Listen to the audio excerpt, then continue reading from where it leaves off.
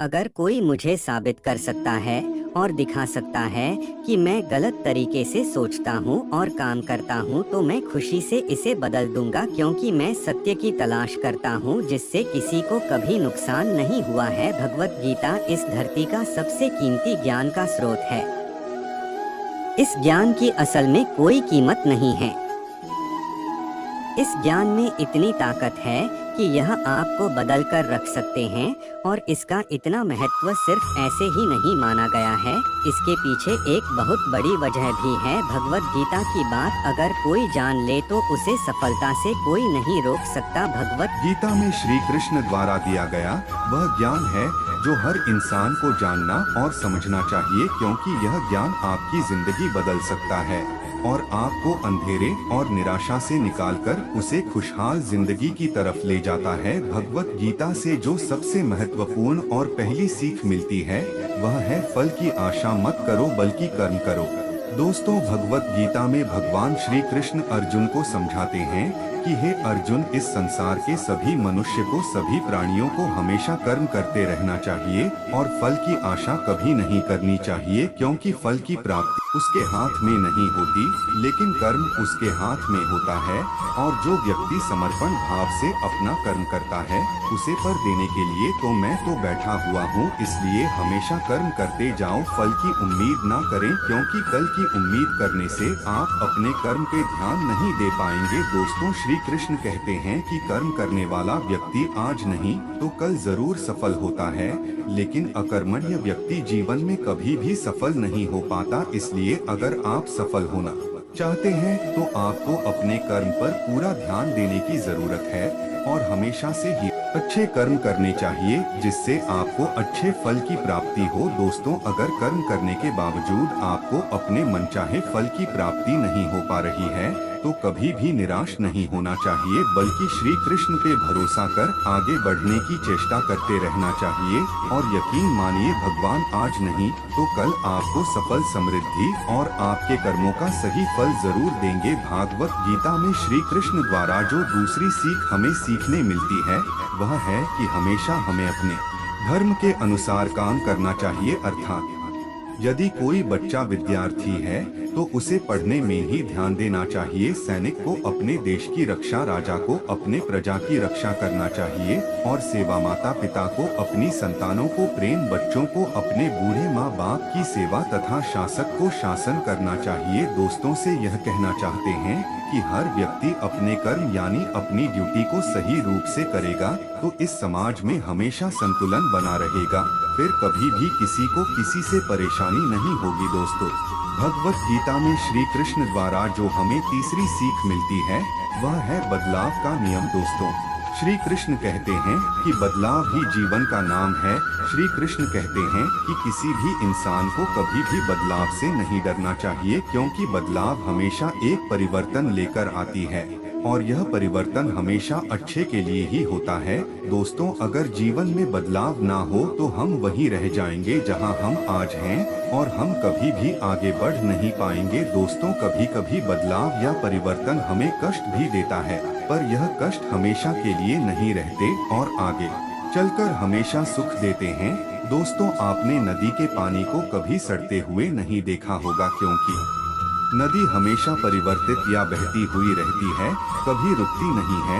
लेकिन एक तालाब का पानी जब परिवर्तित नहीं होता है, जिसमें बदलाव नहीं आता है, वह धीरे धीरे सड़ जाता है। ठीक उसी तरह हमारे जीवन का मायने तभी तक है जब तक हमारे जीवन में परिवर्तन या बदलाव है। जिस दिन हमारे जीवन का बदलाव रुक जाएगा, हम उस दिन नष्ट हो जाएंगे। दोस्तों, श्री कृष्ण द्वारा जो भगवत गीता में हमें चौथी सीख मिलती है वह है अहंकार से दूर रहना। दोस्तों, श्री कृष्ण गीता में कहते हैं कि हर मनुष्य को हमेशा अहंकार और खुद से दूर रहना चाहिए, क्योंकि अहंकार और क्रोध किसी भी मनुष्य के दिमाग को उसी तरह खा लेता है जिस प्रकार लकड़ी में लगा हुआ दीमक। दोस्तों, अहंकार और क्रोध से वशीभूत व्यक्ति समाज में जहाँ भी जाता है वहाँ उसे दूसरों से परेशानी होती है, क्योंकि वह हर व्यक्ति में अपने प्रतिद्वंदी की भावना को देखता है, जिससे उसकी बुद्धि और विवेक की भावना खत्म होती चली जाती है। भगवत गीता में कहा गया कि हर व्यक्ति को आत्ममंथन करना चाहिए, क्योंकि आत्ममंथन अहंकार को खत्म कर देती है। दोस्तों, श्री कृष्ण कहते हैं कि अहंकार व्यक्ति को अज्ञानता की तरफ ले जाती है, इसलिए जीवन में सफलता चाहने वाले व्यक्ति को हमेशा अहंकार और घमंड से दूर रहना चाहिए। दोस्तों, भगवत गीता में जो है 5वीं सीख मिलती है, वह है कि मनुष्य के विचार ही मनुष्य का निर्माण करते हैं।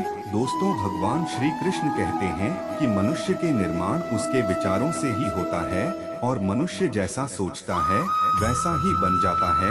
इसलिए हर मनुष्य को हमेशा सकारात्मक और अच्छे सोचों के साथ ही अपने जीवन बिताना चाहिए। दोस्तों, अगर आपके मन में अच्छे विचार होंगे तो आपका जीवन भी अच्छा होगा, लेकिन अगर आपके मन में बुरे विचार होंगे तो आपके जीवन में बुराई की स्थिति बन सकती है। दोस्तों, श्री कृष्ण कहते हैं कि यदि हम अपने को बलवान बनना चाहते हैं तो हमें अपने मन में यह जरूर सोचना चाहिए कि हम बलवान हैं, क्योंकि बलवान होने की सोच ही हमें बलवान बना सकती है। अर्थात कोई व्यक्ति कमजोर या ताकतवर, बुद्धिमान या बेवकूफ, अच्छा या बुरा अपने सोच के कारण ही होता है।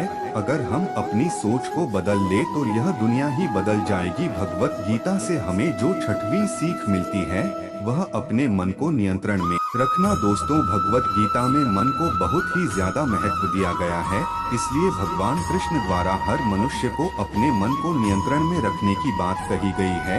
दोस्तों, मन ही हमारे सारे दुख और सुखों का कारक होता है, इसलिए हम अपने मन को नियंत्रण में कर अपने सुख और दुख पर विजय प्राप्त कर सकते हैं। दोस्तों, भगवान श्री कृष्ण कहते हैं कि अगर कोई व्यक्ति अपने मन को नियंत्रित में कर लेता है तो वह उन सभी बुराइयों पर नियंत्रण पा लेता है जो उसे जीवन में आगे बढ़ने से कोई नहीं रोक सकता है। इसलिए अपने मन को हमेशा अपने नियंत्रण में रखना चाहिए, उसे कभी भी किसी भी चीज से विचलित नहीं होने देना चाहिए। भगवत गीता और श्री कृष्ण से 7वीं सीख मिलती है कि आलस और कायरता और डर मनुष्य की सफलता के दुश्मन हैं। श्री कृष्ण कहते हैं कि आलस, डर और कायरता मनुष्य के वह दुश्मन है जो उसे सफल होने से रोकते हैं। अगर आपको सफल होना है तो आपको अपना आलस त्यागना होगा। अगर आप आगे बढ़ना चाहते हैं तो आपको अपना डर छोड़ना होगा। दोस्तों, एक आलसी और डरपोक व्यक्ति ना अपने लक्ष्य को पा सकता है और ना ही अपने सपनों को पूरा कर सकता है, ना ही वह किसी युद्ध में विजय प्राप्त कर सकता है। इसलिए अगर आप अपने लक्ष्य को पाना चाहते हैं, अपने सपनों को पूरा करना चाहते हैं, तो अपनी जिंदगी से आलस और डर को निकाल दीजिए, क्योंकि डर आपको वह सभी काम करने से रोकता है जो आप करना चाहते हैं और आलस आपको वह काम करने ही नहीं देना चाहता जो आप कर सकते हैं। समय कभी नहीं रुकता। आज यदि बुरा चल रहा है तो कल अवश्य अच्छा आएगा। आप केवल निस्वार्थ भाव से कर्म कीजिए और वही आपके हाथ में है।